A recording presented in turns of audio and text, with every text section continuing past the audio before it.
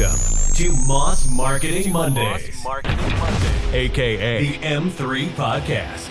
Brought to you by Moss Marketing Group, bringing you everything marketing every Monday. Stay tuned for marketing tips and tricks you can use today. The M3 Podcast, marketing knowledge to help you succeed. Let's get started.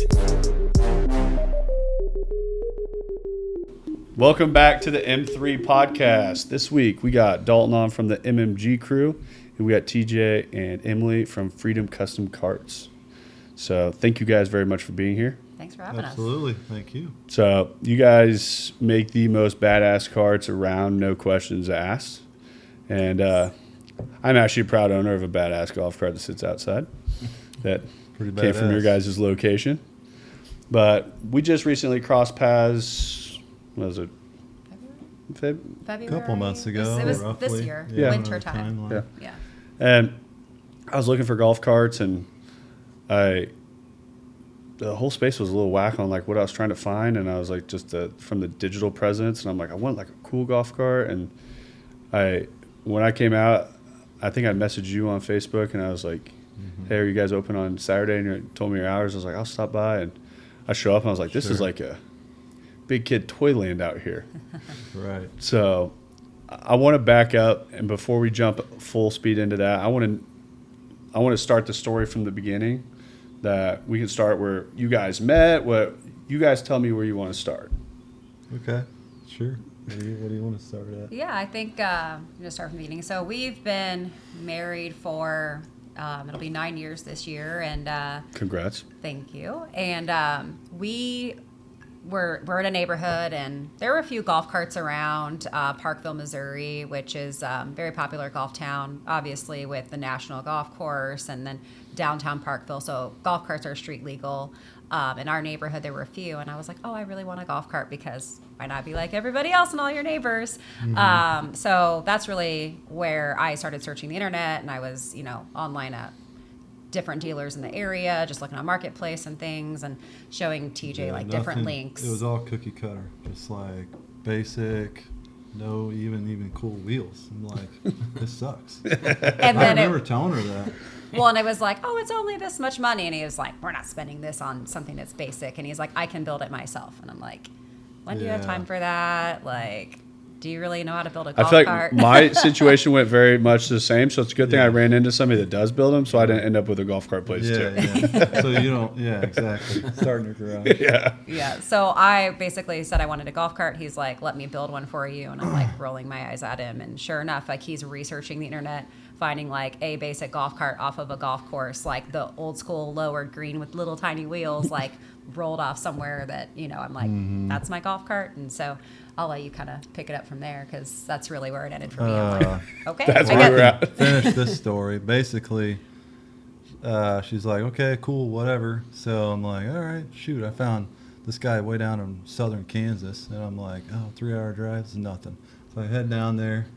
I had I was like, I'm just going to pick one up for a couple $1,000. And then he had like 4, and I'm like, how much you want for that one? So anyway, we worked out a deal for 2 carts. And I was like, so you don't need 2 golf carts. Back to the house. We thought about it. She goes, what are you doing? I said, I want 1. And I go, well, I got 2. I got a good deal. So that's kind of how that story went. But then basically, I can back up a little bit. When I was a kid, my whole dad's side was always farmers. So I grew up as a little kid riding on combines, tractors, like just... You figure shit out. Like, there isn't someone else to take your stuff to. It's you. You figure it out. So that mindset kind of got into me, especially as a teenager. And I played a lot of sports, but my friend's dad owned a big trucking company, small town Kansas. So my first job was Dairy Queen. And as soon as he told me I could go work there, I'm like, I'm out. So I remember my first job, I made $4.25 an hour. Flipping burgers. And I was like 14, and he's like, hey man, you want to come down here and work on trucks? And I'm like, hell yeah. So sounds a lot better than burgers. Anyway, got that job. That's where I first learned how to wrench and just everything. Luckily there's some OGs there that took me under the wing and were like, get over here. We're going to change out this wheel bearing, and we're going to do this turbo and all this stuff on big trucks. So that's where I got my mechanic background. Worked there for 5 years, went to K-State, got a degree, all that jazz, but I always worked in between the summer breaks. What'd you go to K-State for? I was finance, switched. Then I did small business management randomly. Perfect. So at what point were you like wrenching here? You're working on big trucks, and you're like, you know what? I should go get a finance degree. Yeah, I don't know, man. Well, you actually, wanted I to will be a back, diesel mechanic. I will back that up. Actually, yeah. So whenever I was in high school, so basically what I would do is I would freaking, I was a big football guy. We played, you practice, you get all pissed off because all the stupid practices, 2-a-days, all the crap. And then, you go to work. And I remember I'd go to Dairy Queen and freaking work 3 hours a night, get home, it sucked. And finally, that opportunity came. I'm like, hell yeah. So what I would do is I would get off of school or football practice, go to work, and then Friday nights we had games. I remember waking up Saturday so sore from the games, like just can't hardly move. And then I worked 12-hour days when I was in high school, like 15 years old, like all day. And then that really gave me kind of the background of like wrenching and getting into that stuff. So fast forward, got into going to graduate high school, and I want to go to tech school. My mom's like, no, you're not. And I go, yeah, that's what I want to do. She's like, you don't want to have that life. And then I will admit, one of the guys I worked with always complained that his back hurt. He's like, God damn it, this sucks. Like, I'm like, gosh dang. Yeah, so you were young. It's like, I feel good right now. yeah, so I'm like, no, You were it's having fun great. You doing know, what you were doing. like sometimes they literally would tear down motors, layer after layer after layer, and you're like, this is badass. So anyway, she told me no, so I went to K-State. It was fun, My brother was in a fraternity. I joined. Lots of partying and running around being stupid. Dalton and I were really good at partying in college too. Money, but I always had that, I don't know, what do you call it, a gearhead thing, but it was always in the back of my mind. Then, fast forward, I was basically got a job in logistics right out of school. It was during like that depression thing, like 07, 08 range, where you couldn't find a job. So I went to work for a trucking company, and I was a load coordinator, dealt with truck drivers all the time. It was horrible. They just bitch you out for no reason. Be like, he's like, damn, I feel like I'm at Dairy Queen again. Well, talking to these truck drivers smoking cigarettes and ripping your head off. Why'd you send me there? I'm like, bro, I don't know. I'm just doing orders. So anyway, I got to working in logistics. I was account manager. Life was great. We got married, all that stuff. And I was depressed, and that was about the time the golf cart thing came. I just hated life, dude. I was making plenty of money, managed a team of 8-9 people. It was fine, right? Life was fine. But I just hated it. I was very depressed, to be honest. And I was like, I got to do something. I started building tables like this. We built like 3 or 4 tables. I redid her and I was like just bored. And then finally the golf cart thing came, and I was like, this is awesome. So, I'm into big trucks, like lifts, all that stuff. So basically, when we got those carts, I ripped it apart. In our garage. Down to the frame. I had no idea what I was doing. Ripped it all the way to the frame. And then I got some lift kits online, eBay. I can eBay the shit Probably out of after- everything. Yeah. Probably after working on big trucks, you're like, oh, this is way simpler. Exactly. I'm like, this is nothing. So then I ordered everything in. I started doing the lift kits myself. That was before like YouTube was like a thing. Like, my opinion is like 5 anyone years. now, get online, you can start any business you want. Like, Yeah. it's out there. Like, go do it. Like, if you got a work ethic, I feel like anyone right now, you can get any game you want to get into, I tell people all the time that the work ethic is the characteristic that I hunt for, like all the time. That it's not so much like we get crazy decorated resumes that come across through our emails daily, and I'm like, I look at them, I'm like, That's not it. Right. Yeah. it's like we can teach somebody a skill set. The work ethic is, I feel like, a characteristic that very somebody important. holds, and it's just like you said, like you get to a spot that I was at a spot in the car business. I was making all the money. Like, money was not an issue. Right. That was the only thing I had. Right. Like, realistic. Exactly. I didn't love getting up to go to work every day. I didn't love Same. like what I was doing, and it was like it was affecting the person I was, Yeah. and I worked a ton of hours. It was like it kind of came to a spot that I was like, I need to do something else. And I was like, I just really enjoy the marketing. And I wasn't like crazy knowledgeable in the marketing space. So everyone thinks like, oh, you went to school for marketing? I'm like, nah, Dalton and I have geology degrees. I was like, That's That's crazy. I would have never known that. I assumed you were like a marketing That's about the same expert. reaction. yeah. That's But you are a hilarious. marketing expert. Yeah. But I mean, you assume like the degree, and it's like the degree doesn't define the person, the skill No, set, no, and the grind that you have. You know. But it was I like, agree, though. Don't get me wrong. I think a degree is perfect, right? You need to go to college to learn, but sometimes you don't need a degree. You know, there's a lot of argument about all that. oh, we've had a lot of heated debates on the. I'm not going to say that they're heated debates on the podcast because most of the time we're dealing with business owners, so they're pretty much on the same page we are. Yeah. We get a lot of heat in the comments that people talk about. Like, guess what? Doctors, they need to go to college. Sure. Right. If you're a Lawyers? specialist Yeah. or a Yeah, yeah. They need to specific go to college. profession. Yeah. I look at it as the marketing space. If you go to college to get a marketing degree, that might be the biggest waste of money possible. Yeah. Like the Oh, text, yeah. like, well, I feel like textbook marketing is not real life marketing. I mean, I'll just Right, explain my that's- experience. Yeah. Business school, right? The first 2 years are complete bullshit.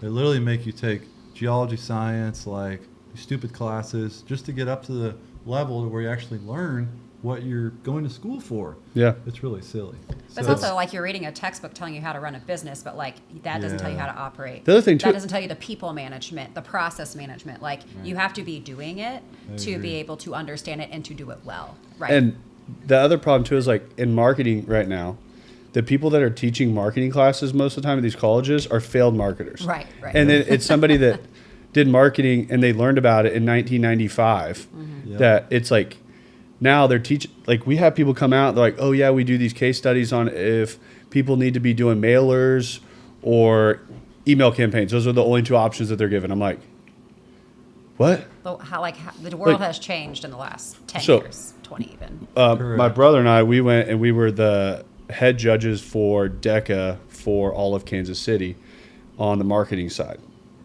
We go there and we get invited in like three schools around like sent in for us to be the people that we get this like deal that we were nominated to be the head judges of it. So we picked whoever went to state out of Kansas City.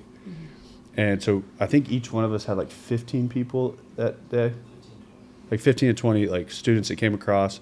That's cool. And they would come in, they had like 10 minutes to go over like a marketing topic. And then it was like we were the management there that they had to come present it to us and go over it. And it was funny how they would come up and they're like, well, our only option is like mailers or email campaign. And then they'd be like, well, we really think we should be doing social media marketing and be doing like this, this, and this.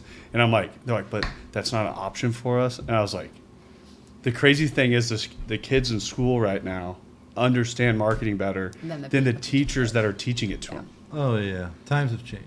It is. And it's like, Yeah. they understand the reach and they're like, well, we have this much budget to go after this. And they're like, if you're looking at this much budget, like your reach and everything this way, I'm like, I'm sitting there, I'm like, pretty smart kids coming up. Like, Yeah. Yeah. but it's also like, you can have that knowledge.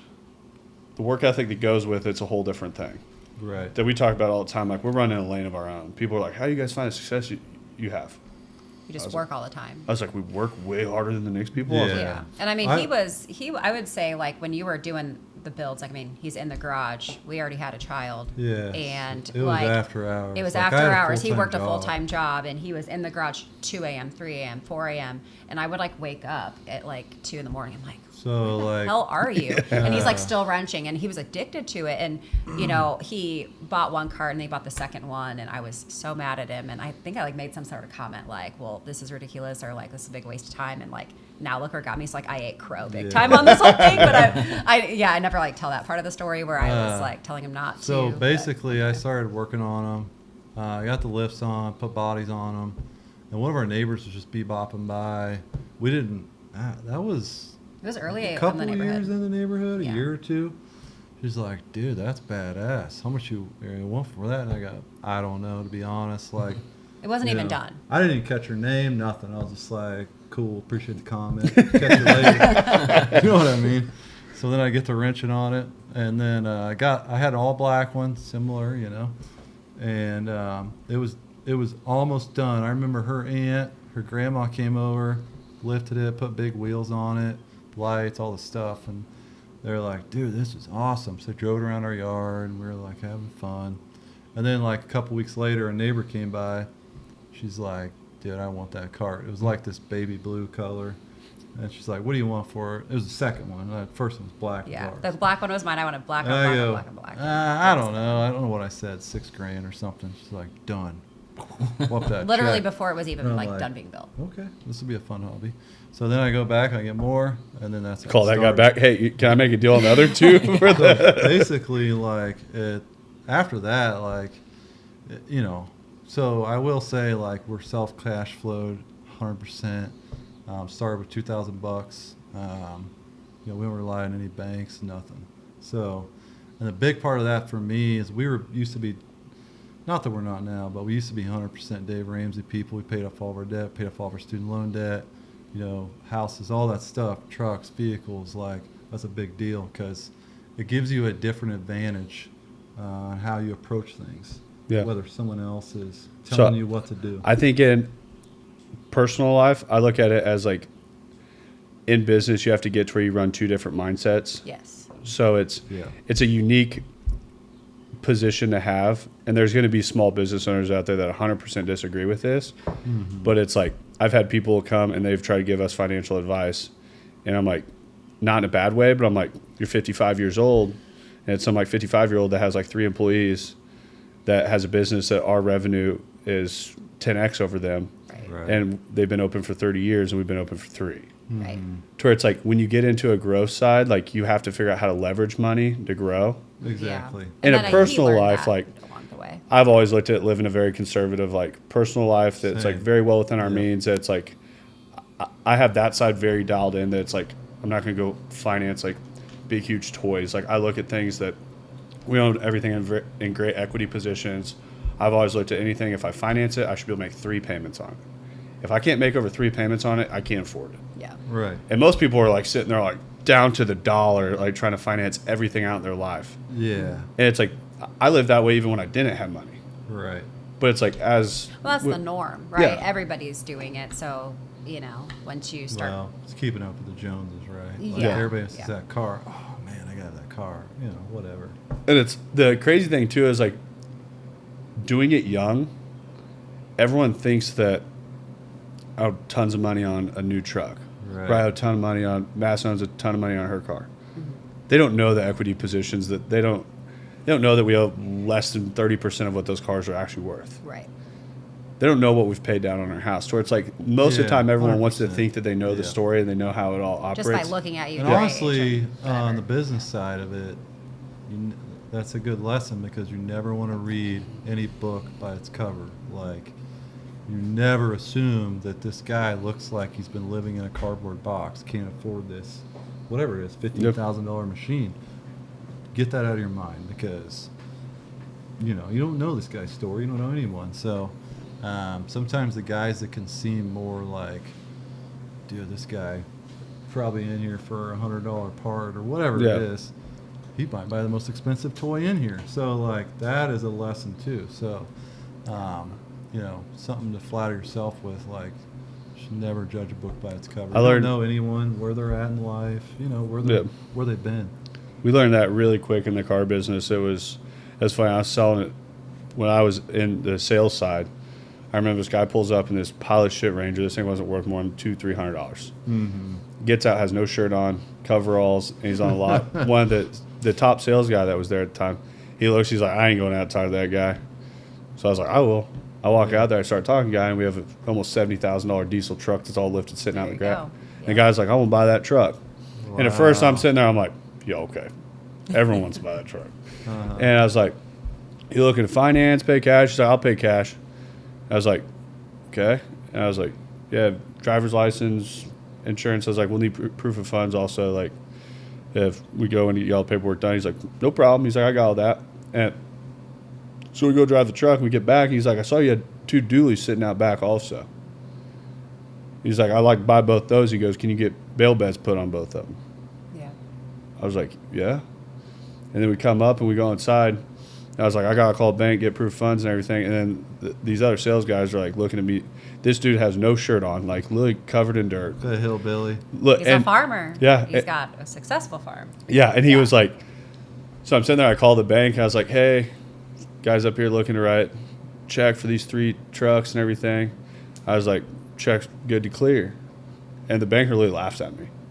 Yeah, he can write a check Like, for whatever you have no he idea wants. what this guy even is. I was like, all right, cool. And the sales guy comes over later. I get like a hat trick on one deal, Yeah. a cash deal on 3 of like the That's highest amazing. dollar trucks. But it was like, you never know. Like, and I had more times that happened to us in the car business that Yeah. it was just like time and time and time that it's like, I knew It the almost story humbles again. you, right? Yeah. It You're does, like, yeah.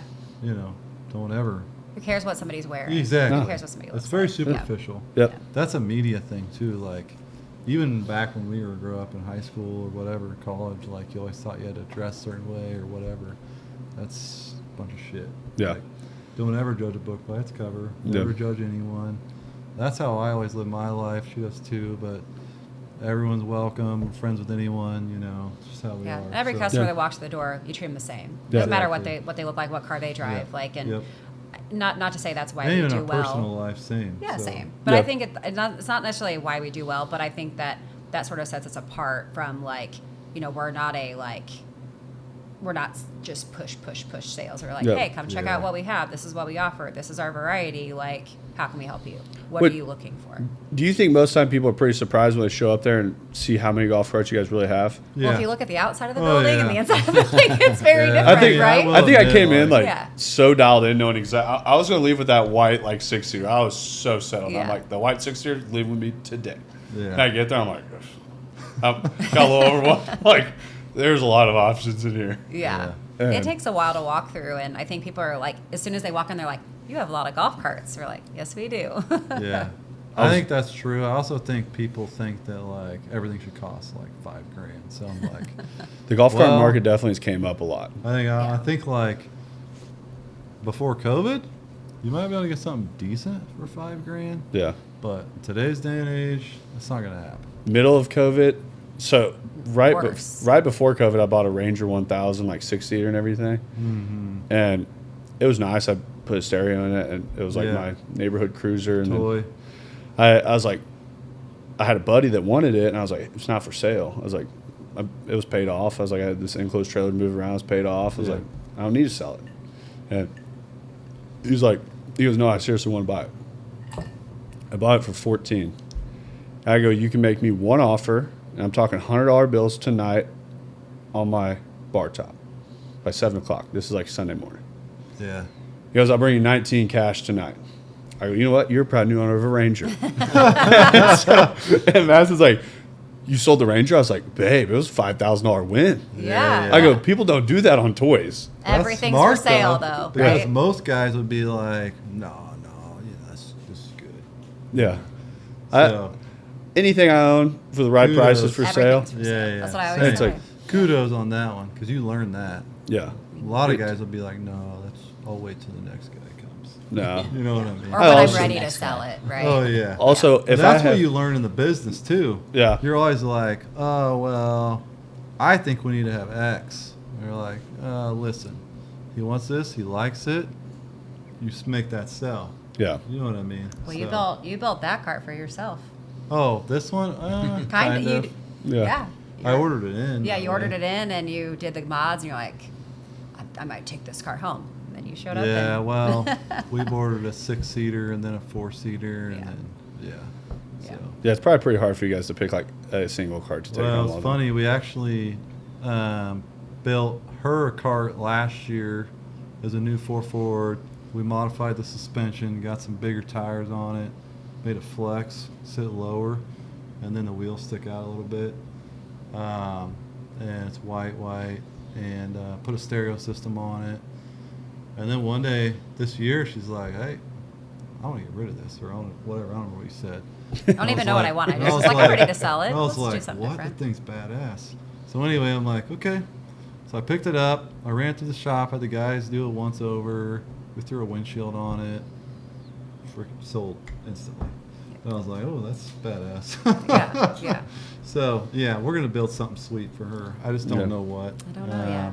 Yeah. I will say, like, the market's changing every year, and I feel like if you're not, customizing, if you're not giving yourself that advantage to make yourself unique and different than everyone else on the block, you're not going to make it. And that's more and more what I'm kind of understanding the further we go along. So in the car market, we were doing the same thing, that we got into the truck space, and our whole deal was like, how do we pull people to Kearney, Missouri? How do we get them to drive by everywhere else to come up here? And it's, you go buy Ford F-150s, you can go buy Chevy Silverados, you can buy Ram 1500s, you can go buy any of these trucks, and people are going to pass. The trucks you can go buy in volume to go sell 100-plus vehicles a month, they're going to drive past a grove of them to get there. Oh, yeah. And the car business has been built into this system that it's the race to the bottom. Yeah. That it's, look at Cars Guru, look at Auto Trader, look at all of them. Their price structure is built to where you get the cheapest at the top and it goes to the most expensive. But people don't value, most people don't value the quality of product anymore. They're like, well, I'm looking at this one. I'm like, yeah, it also has the Carfax is destroyed. Like the whole front end of this car was taken off. And they rebuilt it. Yeah. So yeah, it's $2,000 less. Yeah. Yeah. And And they're like, well, if you can't match that price, then I'm not buying yours. I'm like, ours is a clean one owner. Right. Yeah. Yeah. To where, because of that, we were like, what if we start lifting trucks? So we started we were lifting Make it five different. to 10 trucks every Monday. We were using like 3 different custom shops so we could get them back fast enough. But people were driving from everywhere. And Oh, like, yeah. they're like, you have the most expensive one. I'm like, yeah, we also just put $6,000 into it. Right. It's all Yeah. brand new. Yep. And what's funny about that is people look at it too and they're like, that's what they want, but they won't tell you that. And then they're like, yeah, well, I want to pay this price. And I'm like, yeah, well, this is what it's priced at. Yeah. It's You just got to walk them through the options. I think that's key. Is like, Yeah, you this gotta is what train- your base model is, or this is what you you have to can get train at your this customer. point, this Right. point, this point. But like, this is what we did to this cart, which is why it's priced differently from that cart. Just So- building value into the car. Yeah. Exactly. Yeah. As you go. Yeah. Yeah. And it's really But- easy to back people off of that, because what I would do is like people come in, they look at one of our lifted trucks, and they'd be like, make me an offer on it. I'm like, hey, I apologize that we're even showing you something that's out of your budget. Sure. Let's go look at a truck that's not lifted and everything. They're like, but I want a lifted Yep. one. I was like, oh, great, then that's the price tag. Yeah, yeah. Yep. I go, show Yeah. me another one that I'm competing against. Right. And they're like, They don't have one. oh, the other 4 that are on our lot? Yeah. yeah. Yeah. So Yeah. I'm also not coming off on those either. Right. But no, I Yeah, think it- being unique in the space is a It's a big deal. big deal. I also think it's, for us at least, we're a dealer for certain companies, and it's all territorial, and it's like, sheesh. So Yeah, it we really gotta be careful narrows about your who we, opportunity. where we're at, all that good stuff. So How many brands do you guys have now? we have 1, 2, 3, 3? technically 4, but we don't. We'll say yeah. 3. Yeah. Yeah. Pretty much 3. So that's part of it. You're trying to hone in your offering, making sure that what you have is of high quality. It's going to appeal to everyone, and also, hit the mark, because a lot of people, they don't want lifted, they don't want lower, they want 2-seater, they want cheap. The list goes on and on and on all day. Yeah. So it's hard, That's my job. Like, I'm trying to constantly run the wheel of what do we carry? What do you Yep. want to have on the lot? Because that's a big deal. Very big So, deal. I mean, that makes or breaks anything that's selling product. Right. Right. That if it goes from You're- cars, if it's golf carts, And if back it's to the earlier motorcycles. point, it's your offering. So why we got into it was to be different, to be custom. So we're going to keep pushing that pretty hard. We did hire a full-time audio tech this last winter. So once we get kind of through our busyness, we're going to really push that hard, putting some big bad stereos, subwoofers, the whole thing. We're working on one now that's pretty Yeah, gnarly. you have two big builds going. It's got a right? big, it's got a motorcycle, cicada amplifier, 6 speakers, or 2 8-inch towers, which are for a boat, on the back of this Ford golf cart. I hope I big don't run into this guy. It's subwoofer. gonna make me look bad. Dude, it's gonna be loud. Yeah. It's gonna blow the neighborhood down. That stuff's badass. Hopefully I he doesn't love live it. in Liberty in the Greens. No, he doesn't. He lives west. So, I love that stuff. We're excited. The other thing we're working on is on the personal side. I'm trying to build a wheelie popper. This thing is literally Ricky knows about no, that. literally. The reason I want to do it's twofold, right?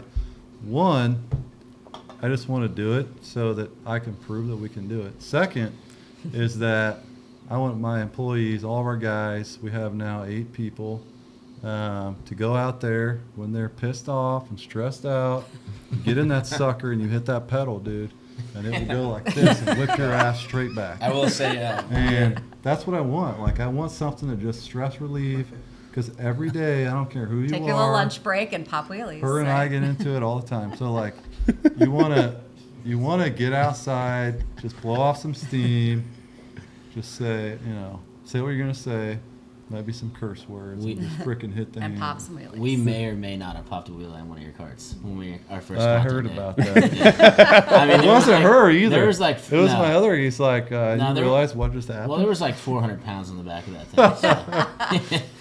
Yeah, it was pretty back heavy. It was pretty wild. So yeah, we're excited about that. Like, literally just popping wheelies and just doing cool shit. So Yeah. And then long term, you want to build something like a Bronco on a Yeah, golf cart body and absolutely. do some of this like cool, more next level custom. back to the truck thing, I will say, as a business owner, this stuff doesn't just happen. Like, I had a business in 2013, where I would buy trucks, fix them, some we lift, put tires on, buy them broken, I'd buy them at auction. I had a dealer's license, and then we met around that time. It was this ricochet where, like, I loved what I was doing, but I couldn't afford it. It was a bad Very time. capital heavy. So that's the thing. So Is then like I got what out of it. And what people then don't see on. She was like, hey, we're just enjoying life, and I had to buy a ring, and I'm like, It wasn't the right. Shut it down. It wasn't the right business yeah, at the time. I agree. So the automotive space, like, it runs so differently that most people think that, like, car dealers are built on profit in all different areas. That you have profit in finance, you have profit in service. Those are where you're going to make more on your single dollar made. That you look at, like, what percentage of a dollar's made on the sales floor. That's not where dealers win big. That some of the most successful dealers out there nowadays have no money built in on the front. They make it all in finance and service. right. Because, like, a lot of people get in, they're like, I'm going to flip cars, and it's, you tie up a lot of capital really quick, and it's, or you say, hey, you know what, I'm going to go out and try to take notes out or find some sort of line of credit or a floor plan or something like that. And then people don't realize how fast that interest starts tagging you. Yeah, and I think And it's It's a timeline and thing. it's the yeah. cost benefit analysis of like how much time am I spending doing this build and this flip or whatever, and how much am I getting out of Is the it, juice like worth the margin squeeze? or Yeah, profit, yeah. like Exactly. And the crazy thing is, and I don't know if you guys run into this on the golf cart space, because I feel like you probably have a higher end client that's buying golf carts, but like cars are one thing that people really never take ownership of. And what I mean by that is, like, I would have somebody call me that we sold a vehicle to 2 years before that, motherfucker me up and down because they had a flat tire on the side of the road. Oh yeah. Like- oh, dude. I'm like, that's a wear and tear item. Like, you think, like, have you got Oh, tires dude. since you? They're like, no. I'm like, how many miles have you put on? 55,000. I go, so you put 55,000 miles on a set of tires, you got a flat tire. I'm like, you think I knew that was going to happen 2 years from the day Right. you bought it? Yeah. And it's just like, no matter what, it was like, we had the, I almost thought about like writing a book when I got out of the car business. Like, half the stuff, like, I would tell people, they're like, that's not, I'm like, you would be baffled on the phone calls yeah. we would get daily. That Yeah. we had 2 people that got in a wreck together in town. So these 2 ladies end up getting in a wreck together. They find out they both bought their vehicles from us. So they call us and they're like, yeah, you guys are going to handle this. I'm like, we're not an insurance I agency. didn't drive your car. And they're like, Yeah, yeah. We can sell you 2 more yeah, cars. yeah, that's right. I was like, I go, we can help you out get new ones, but they're like, no, we both have gap insurance. I was like, gap insurance covers the difference of your loan if the insurance company doesn't. They're like, and they're like, well, who are we supposed to call? It's like, are you at your car? And I was like, open up your glove box. I was like, Call your- do you have like Progressive, State Farm? They're like, Call your insurance agent. Progressive? I was like, okay, when you pull that card out, whose name's on there? And I was like, call them. Or the Exactly. Ghostbusters. I don't care. Like, I'm not an insurance agent. Like, Right. That's wild to me. but that kind of stuff was like daily. Yeah. But when we were selling 100 plus vehicles a month, like, so there's just a lot of transactions, and it was like, you had vehicles all across the market. We got into that truck market because the reason I liked that truck market so much, and everyone that was at the dealership was, they were people that took ownership of their vehicles. They'd come in and be like, hey, I need tires. Like, can you get them knocked out this? I'm like, yeah, great. Like, then you would have people that bought these, like, a $5,000 car. They would come back and like, you owe us tires. Like, you put 30-something. Why would I owe you tires? And it was just like kind of depend. Like the buyers, you could get a different buyer. That the person that was a 800 credit score only owned they understood owning their items. Oh yeah. Yeah. Yeah. We run into a lot of that though, like folks that like will buy something and then they just complain about the silliest little thing. Tires is one of them. That's a wear item. Obviously, it's not covered under warranty. People think it is, and it's like, bro. I mean, It's a not my tire. fault. You just went through a big pothole and something happened. Right. Yeah. You know, and you're 18 beers deep at the golf course. That's real. You know. The worst thing about carts. That's why you get with the rental cars. Yeah, the worst thing about carts, I will say, is like people golf a lot on the weekends, and you get a lot of silly requests, and it's like, bro, like, call your buddy, the guy you drink beers with. I don't care who it is. Tell him to tow your dead car. Like, it's not my fault you didn't charge it last night. It's dead now. You know what I mean? Like silly stuff. Yeah. So, Yeah, the and dead car 90% thing is of the it's all silly. And at the end of the day, you have to repeat in your mind, like, listen, this is a toy. This is not their mode of transportation to work. They don't. Yeah, they don't take Because care of it the same the way. way they like talk to you, like, you know, you can fix my shit now. You're like, let's just pump the brakes a little bit before I call this guy back. Yeah. You know what I mean? Take I'm not a gonna ride. rip his head off. Yeah. So that's half of it too, is learning how to talk to customers, having patience, understanding. Some of that comes with just aging and maturing, you know. Yeah. But I mean, 10 years ago, I'd probably be ripping these people's head off, cussing them out, you know. Dude, it took a lot in the car business not to do that a lot of times because I would literally have people call up and like, we literally had people talk to us like we were road trash. Oh yeah. And it was because we were a dealer, and I'm like, it irritated. We literally had a dude come in that was like talking down to everyone, and he was trying to buy his wife a car, but he was telling us about how shitty our financing was. Goes, Dre calls him into his office. It's because his girlfriend's car he was trying to get his third auto for his wife, but his girlfriend's car also was on there. Ooh. But like, yeah, we're pieces of shit. Yeah, no kidding. And I'm like, Yeah. You're like, we should be filming this. This is Yeah. a like Mari Dude. episode. Dude, it was like yeah. we got Jerry Springer episodes in there yeah. daily, and people would sit there and I'm like, they would get mad at us because they couldn't get financed. I'm like, I don't pay your bills, yeah. Yeah. and we had that That's like, happened to us before. They get denied, and you feel awkward calling and Yeah. telling someone Finance that. is Yeah. a very touchy subject Yeah, I with don't like most those. people, Yeah. especially in a business world. You're like, I'm sorry, you know, you got denied. I've run through 2 systems. Like, so you guys at least probably deal with somebody like once again like they don't need like a mode of transportation. correct, but you would Yeah. think that it is the way they We come would- at you. We had probably like 5 to 10 of those clients a day that you had to call and be like, hey, yeah, no one's going to Yeah. finance you. And like, we even had people that like finance crazy, crappy credit. Like, and you're like, hey, yeah, we can get you financed, but you need $3,000 down.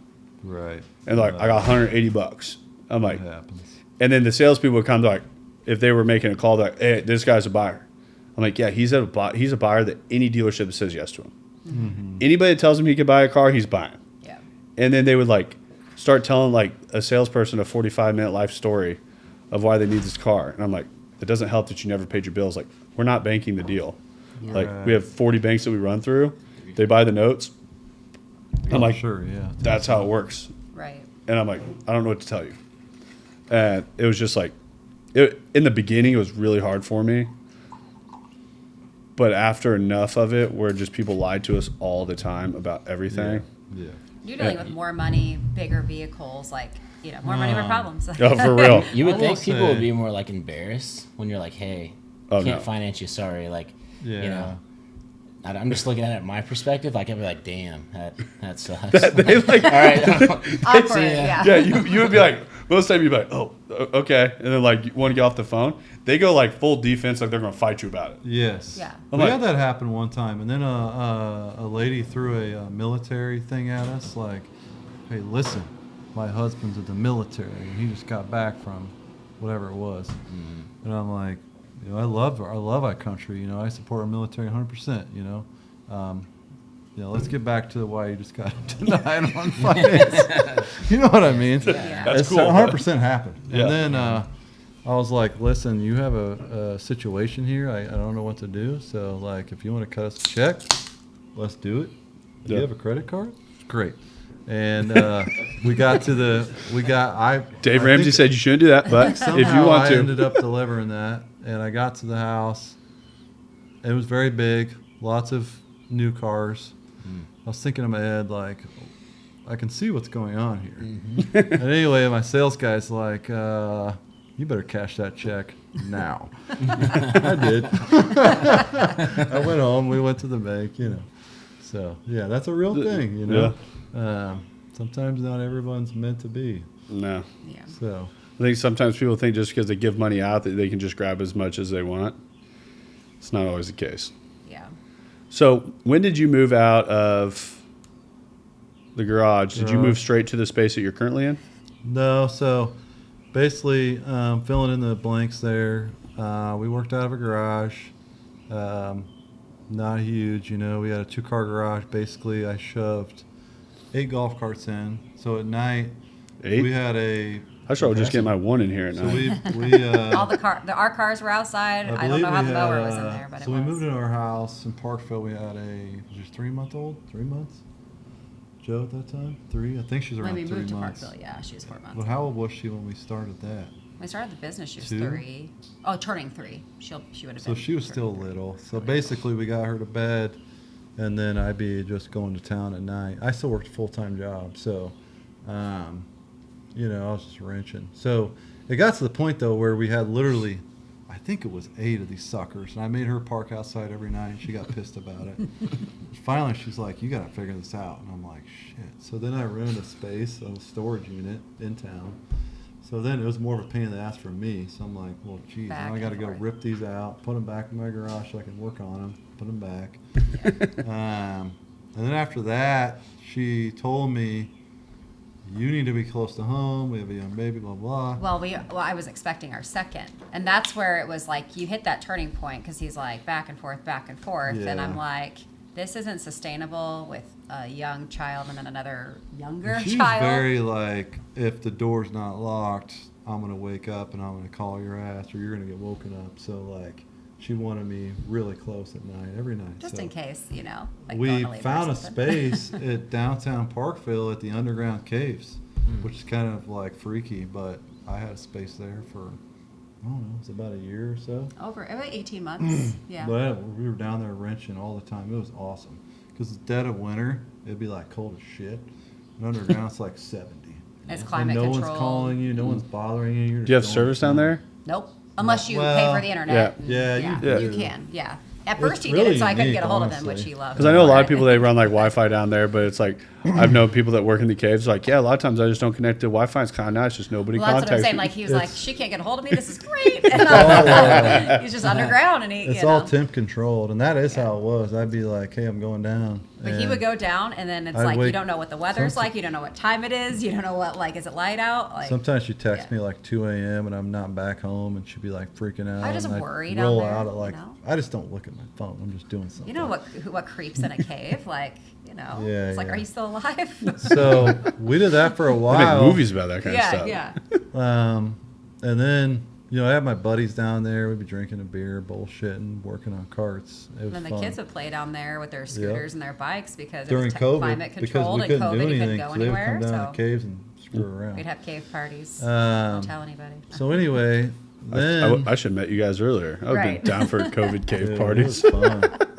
So then, basically, we're to the point where it was just We were selling cars out of there. Well, it was wearing me out, and I was like, hey, we're in a good financial position.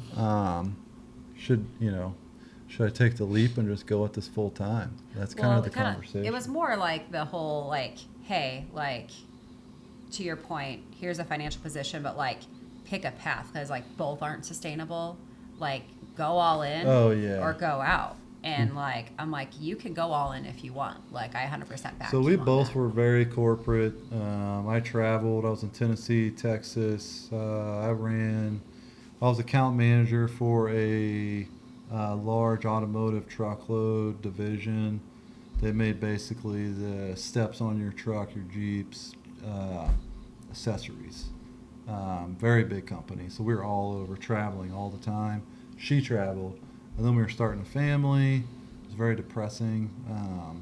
It just wasn't fun, Traveling for work in corporate America is fun when you're 25. After that, you grow up and you're like, this sucks. I don't want to go to another free dinner.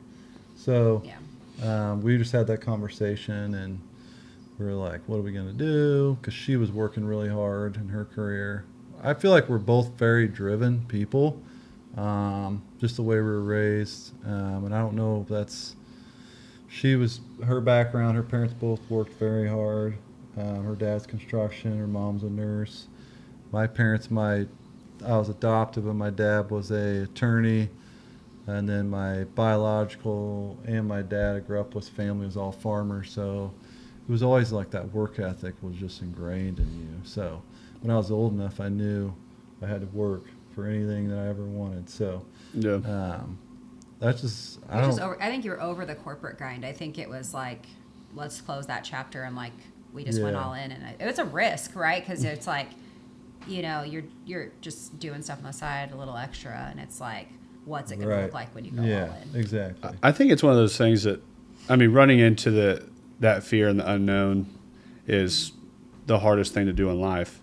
And I look at it as one of the things I work the hardest at is to make sure we don't run in and end up in that line of corporate America, because I think corporate America is physically pushing people out. Oh yeah. Because they get to this structure, they don't care about people, their numbers on a spreadsheet, and it's it gets to a fact that they don't care about the family that you guys are starting. They're not caring about all these different things that are taking place, and it's this is what we need done, and this is how it's going to go, and it's just and that is a great pathway for a lot of people, and it's I know a lot of people that are in corporate America, but it's just once again, it's not for everyone. No, and it's I look at the fun that we have in the office every day. When people come into the office, today at 4:30 we were pouring whiskeys, we had the music blaring in there, and it's just it's that all the time, that it's just fun. It's I'll get up from my desk at 11 o'clock in the morning, and it's just I feel the office is a little stuffy. I'm start blaring music, start hyping people up. Work should be fun. Agreed. And it's you can't do life that shouldn't in be sitting setting. Yeah. And I agree with you there too. That was part of my issue. I was sitting around too much, and my back hurt, my neck hurt. And I was like, this sucks. People aren't meant to sit at a desk 8 hours a day. But back to your point, for cavemen me, didn't do that. I led a team, and we were the number one gross margin. I could see we're making this money, we're making X, and then at the end of the year, hey, guess what, guys? The company, we didn't hit our mark, so you don't get nothing. So that etched on me a little bit over time. So you were picking up the slack for the lower producing areas, and then you're grinding, and then guess what? Hard. You don't. The hole didn't meet the number. And if a customer messages me at 10 p.m. at night, I was like, bam, bam, let's do it. And then at the end of the day, they never reward you for that. So it's guys, that's eventually a war on me as a leader to the team that I had. And I was just how do I lead a team when I don't believe in the ultimate goal here, because they're not taking care of people, and I just don't think it's right. Yeah. That was a big factor for me and where we were at in life, all the while we were wrenching me, I guess. So anyway, we started, made it official, did the LLC. We started literally underground in the caves, and I would have customers calling me asked me for directions. Lost in the case. It was legit though. Couldn't call because it was there's no fun as phone. hell. It was like a service. scavenger hunt. Come Oh, find your yeah. golf cart. It reminded me of like Wait till that we get Mario freaking Kart game when you're in the semi-drivers. tunnels, you know, like We got semi-drivers, and Always they're thought like, about I that. don't know where the fuck I'm at. And I'm like, get over here. So anyway. Is it Toad's Turnpike? I that can't was remember the fun. game. That's what always It was reminded me fun. of when I was So, playing.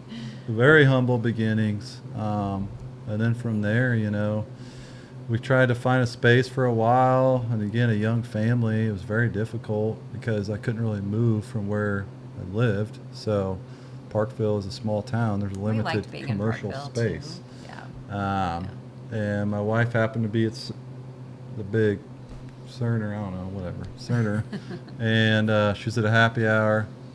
One of the guys was like, hey, my stepdad's got this commercial, or he didn't say that, space available, but Well, he actually, didn't know what to do with it. A little different than that, but basically, like I Go found ahead. it through a friend's father-in-law, and we looked at the space. I was like, hey, like this is, and he was, It was I a was like, complete this is a dump. space. It It was was a bad. hole in the wall, And then literally. it didn't look like what it looks now, but It was from like 1970, just a it's like an shithole. old AT&T call center offices, So run down. we had Yeah. to demo the whole place, knock down all the walls. I had to put in a $5,000 door just to freaking pull something in there. It's steel welded in. So it's been a battle. So You guys have definitely turned the place around. that was a Yeah. big deal. And like that place that's all enclosed now, like that was all just open carport, that whole lot, like not enclosed at all. And so So- like the first year we just finished the office and had like carts outside and inside that teeny tiny showroom. And then months later we expanded like to part of the carport, and then the rest would be still open. And then, 2 years ago we expanded the whole thing, and then we enclosed the whole thing. So it's like every 6 to 9 to 12 months there was some sort of an Right. expansion, and that's how it got as big as it did. So It's kind of the a growth has God wink happened deal. quickly. So we were looking and looking, couldn't find anything. This connection happened. It's all about who you know uh, sometimes. Yeah. he's like, hey, listen, I'm open, very flexible, awesome dude. So we're very grateful for that. Hopefully we can purchase the place and really make it our own. But that's still work in progress. So Yeah. yeah, it's coming along. I feel like any business, your goal is to keep growing and getting more customers, and hopefully taking advantage of the market you're in, and like to mention what you guys have talked about, like creating that environment to like people want to be in, and it's fun and exciting and just welcoming for customers and our employees. So that's what we're working on. It's been a battle. Not gonna sugarcoat it.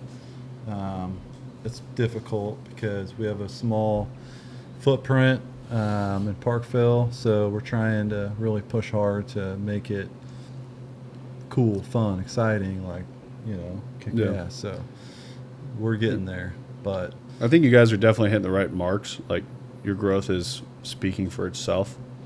And that's a lot of times like when we talk about like clients that we take on who we're going to market with, I preach about it all the time. If you have shitty product and shitty service, marketing's not going to fix it. Yeah. It's as simple as that. If you have great product and great service, marketing just tells the world. right. And it's like That.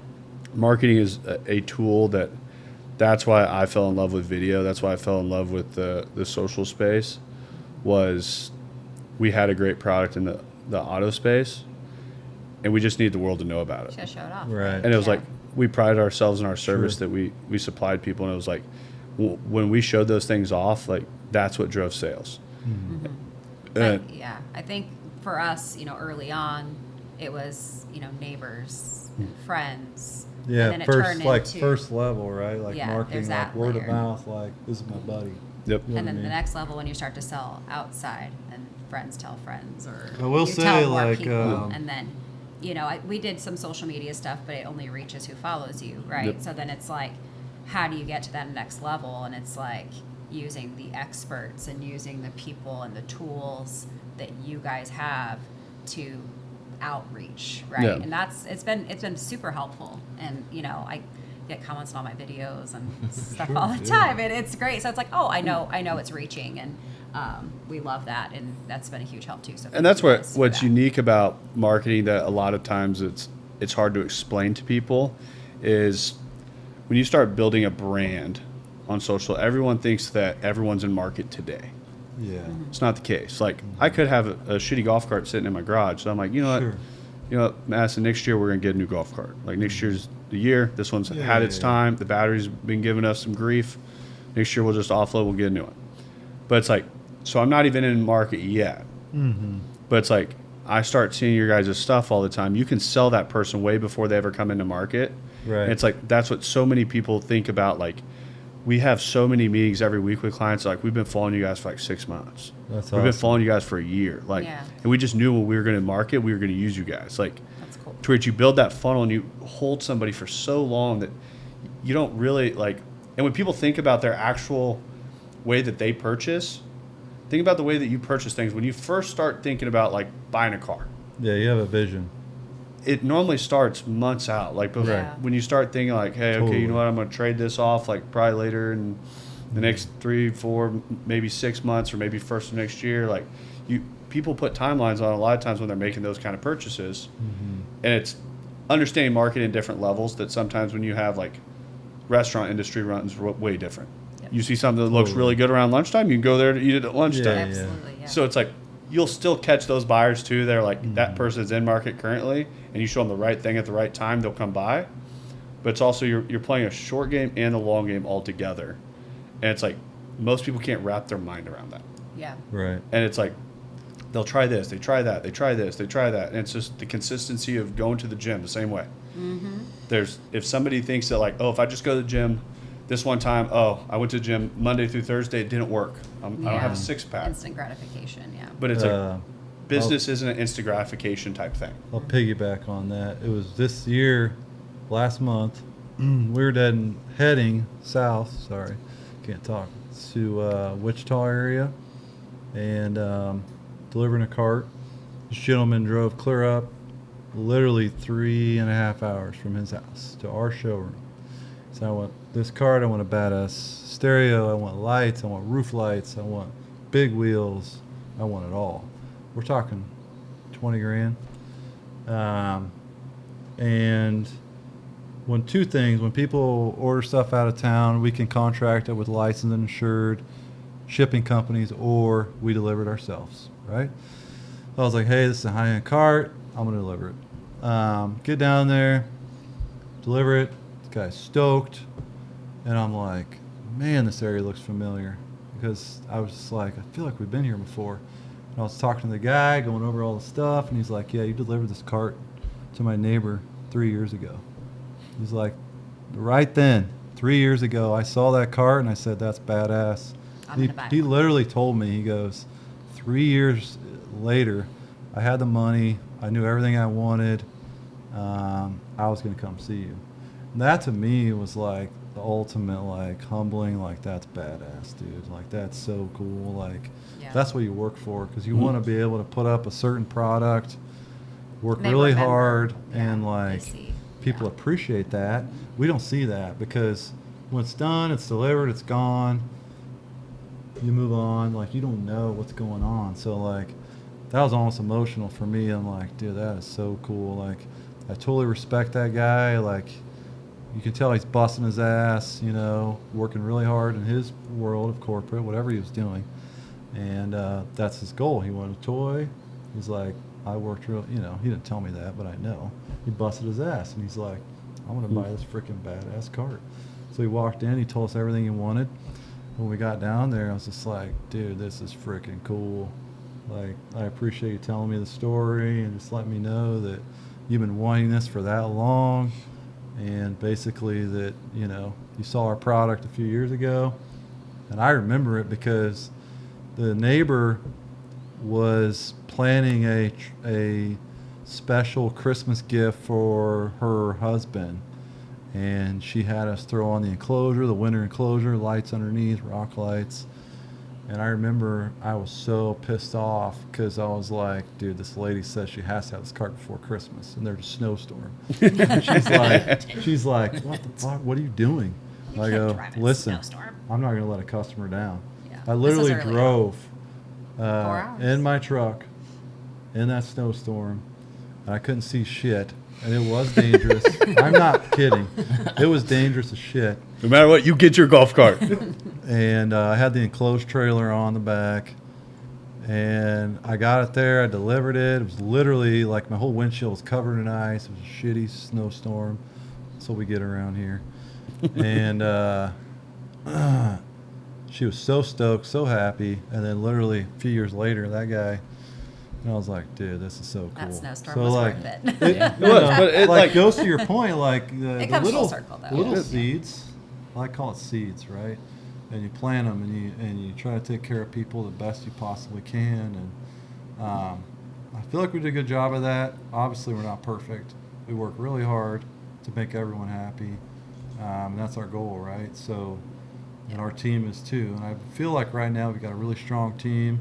We're pulling in the same direction. So, feeling confident of where we're at and where we're going. Yeah, I think to that, the planting seed analogy. When I first opened Moss Marketing Group, I thought about like every seed that I could plant. Mm-hmm. So it's like I was the planter. Like I'm standing out in like probably thousands of acres with my hand sitting here putting seeds in the ground. Mm-hmm. Just what I could see.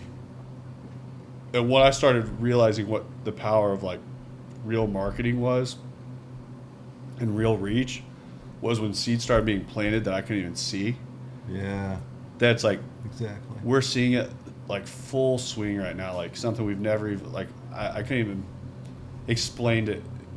I can't even explain what's going on right now with the workload that's coming our direction from seeds that were planted years ago. Yeah. That's just like doing the right thing every single time, just making sure we're taking the right partnerships with the right Sure. Yeah. companies and all of it moving forward. That it's like I was telling you in there, like Madison's cousins, like the first time we Yeah. post on Instagram, he's like, oh, he's like, I know those guys. We got our golf carts, and it was just like Yeah. that fast, like sitting at a table with Connection. people that like our family that fast, like already knew, and they were all hyped about it, and it's like how fast that all like kind of spider webs together, and then it's like those seeds that you planted way out here that you never even saw that were They planted, reach somebody. Totally. and then it reaches somebody else, and all of a sudden this whole area of plants that have been growing over here now grow into this, and it's like Yeah. now We see a all lot of a of sudden you can be like, and most of the time I feel the older generation looked at doing that with salespeople. Like Correct. you had to put a salesperson For out here to sure. go get those seeds planted. Yeah. And it's like now in our day and age, like what can be done behind a computer, that everyone's glued to these things all the time. Mm-hmm. Like it can be done, but there is a skill set to doing it and doing it correctly. Yeah. That posting a bunch of stuff that nobody wants to see, you're not planting any seeds. Right. Right. You're still standing in the same spot, still throwing your few seeds in the ground, and you're just wasting some effort turning dirt over here. Mm-hmm. But it's like that's where I look at it, is like when you really start doing that correctly, you guys have like so much more that's happening. Right. And it's like once again, great product, great service. Yeah. Those seeds will plant themselves. Yeah. Customer service is so big. Like just talking to people, understanding their needs, trying to like get to know them a little bit. Like, you know, where are you coming from? What's your background? It's huge because at the end of the day, we're not trying to force anything. Like it's not that big a deal. If you don't want this, if it's not fit for you, that's fine. It's cool. I don't care. If we're trying to serve whatever your need is, so that's what we're here for. Literally, that's what we're here for. So that's a big thing. We don't want to push anything. And I feel like the longer you're in business, the more you learn that, because early on, you're trying to like shove anything down. Like, oh God, I got to get rid of this, you know. And I only then- got 4 of them in the garage. I need Yeah, one of them yeah, gone, so I can buy another one. And now I'm like, listen, buddy, I got 50 out back. They're everywhere. Let's, you want a deal? Let's talk. If not, hey, Yeah, I we're got all someone good, come bro. look at this a little bit later. Yeah. But it's fun. Sometimes you don't hit the mark every time, and as frustrating as that is, all you can do is pick up the pieces and keep going. Learn from it. Right? We had Keep we it had a next deal time. this week where we had one cart. 2 people were interested in it. One guy, no one bought it. It was a Friday. Monday, or was it Saturday? I'm sorry, I can't mix up the Saturday. days. Saturday or Monday, whatever. And a guy from out of state, way out of state, was like, I want it. The other guy's like, came in physically. Now I want it. Wrote a check. Wrote a check, bam. The other guy called in, hey, I want that car. I'm going to pick it up today. Tomorrow. You know, so you're it's not. like, what do? Like, you can't reproduce that item. So sometimes, like, you hand every mark, but at the end of the day, it's like, You just tell them they snooze, they lose. right. We would tell people that in the car business. I'm like, hey, somebody else is looking. They're like, great sales tactic. And then You're like, I no, have, I'm really serious. I have one. Sometimes that happens. You're like telling them, hey, listen, like, we've had 3 people look at this today, and like, I don't know if it's going to be here on Monday. And people look at you like you're just full of shit. Like you're literally lying. And I'm like, I'm not lying. Dude, it's like, it was actually like, I almost really enjoyed it when, like, I remember a lady calls from Liberty and she's like, I'm looking at this car, blah, blah, blah. I was like, just so you know, I was like, I have multiple people on this. I was like, there's a guy that's supposed to be coming in, writing a check for it. And she's like, yeah, great sales tactic. She goes, I'll be in later today to look at it and then we'll discuss. I was like, okay, whatever. Yeah. She pulls in as it's pulling out of the parking lot. Yeah. She comes in, she was pissed. Oh, I'm sure. She comes in, she's like, is that sold? I was like, yeah, the people just got done leaving in it. I told you. Yeah. Yeah. And she goes, I told you I wanted it. I was like, I didn't know you were even like, I wasn't sure that you were coming. Yeah. I was like, I told you we had like multiple people on it. Yeah. Well, that's what we tell people. We're like, if you want something, You put like, a and you put a on deposit down, That's we'll it. hold it for That's you. It. Yeah. That's it. It's And if not you that change your hard. mind, I'll give it back. But If you like, don't want, okay, yeah, if we'll you're go to the not next guy. Like, Yeah. you know, first come, first Yeah. serve. So anyway, it's always like, hard. back Because you to want the- to like serve everyone and do the right Right. thing. Back I to always the wanna do point, the like right I thing, feel like but- you want to serve every customer. At the end of the day, we all know we're not born yesterday. We're not going to. So all we can do is push hard, you know, offer as much as we can. You know, walks in the door, we treat them like they're the only customer we have. So Yeah. that's the mentality we run with. So I think you guys are definitely killing on everything that you're doing. What do you see the future of Freedom Custom Carts turn into? Second location. Next. Yeah, up. multiple locations, expanding what we've already started. Ideally, we'd hit a different market, right? We love Kansas City. We want to get down south more. I personally have a lot of friends down south from going to school. We're not hitting that market. We're really not. So we get a lot of the Northland. We get some out of state here and there. So that's our goal, number one. But on top of that, like just really stepping our game up on the custom side. That's my goal internally. Like I want to make things next level. So meaning stereo systems, wheels, seats, whatever it is. We had a customer call in yesterday that wants like, you know, custom seats to match their, I assume, $500,000 plus boat, you know, logo in the seat. So like, we're your guy. So you want that? Call us. Like we will make it happen. So customization is 100% the future direction for us, and refining kind of a little bit of what we're doing. You know, we're always going to have that. Back to your point earlier, you want to have something that fits every. The old saying is button every seat, but I want to have something that's entry level, mid level, high level, and then custom. So that's our goal. We're not quite there. We'll admit, you know, we're trying to. So more customization, growth, adding more genuine, and like we talked about earlier, hard pulling your own weight people that want to be there, want to bust their ass. That's our goal. So right now, this year, we probably hired, what was it, 3-4 people? Yeah. We, Some you know? part timers. Yeah. So And me. that's been that's been me. a big deal. Yeah. That's a huge growth for me mentally, processing all that. So the more people you add on, the more production you have to have. Otherwise, you're not going to make it. And every time you try to add more carts, add more people, your sales have to increase, or you're just not going to make it. So it's scary, you know. It's very scary. It's where the best things lie. Right. And like the second location we were talking about earlier off air, but like it's so nerve-wracking, you know, like taking on the new lease, the new this or that, and you're like, shit, that's a lot of money, you know. So it's a gamble. But I feel like as a business owner, you have to take those leaps of faith. If you don't, and this is so true, I'm not just saying this because I was that guy, but it's easy to sit in the shadows and be like, oh, you know, that guy, you know, he's he's had it easy, or that guy had something coming to him, or blah blah blah, whatever they say. Like, it's baby steps. Like, every little step you take, every step of faith you take, every thing that you do, every effort you put in, like, people see that and they care about it. They want to work with you. They want to follow you. So that's what we're about, and that's where we're going.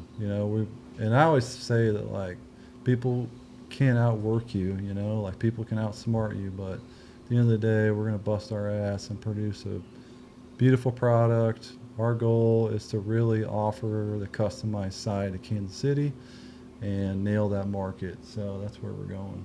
Yeah, I think you guys are full speed going that direction.